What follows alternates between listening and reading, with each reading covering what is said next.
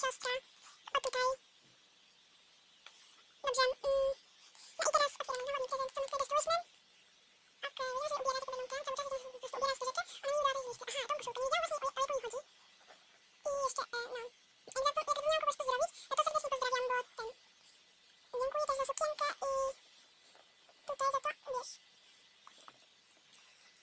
Na razie to dosyć długo trwało, więc na razie pozdrowię od nowa wszystkie osoby, które mi dały w tym odcinku prezenty. Tylko jeszcze, bo ja tu miałam jeszcze coś, ktoś mi dał jeszcze coś z listy. Ale... Ja tutaj zobaczę i zaraz znowu się zobaczymy. Do zaraz. Aha, i miałam jeszcze prezenty, więc tutaj chyba pakujemy. Julia, bardzo serdecznie pozdrawiam, obiecała mi prezencik z listy. Ona może całą listę, więc... No, dostanie mi listę, tylko że nie teraz. Dziękuję serdecznie od Nury za spódniczkę. Ja też pozdrawiam. I pozdrawiam Oliwię za...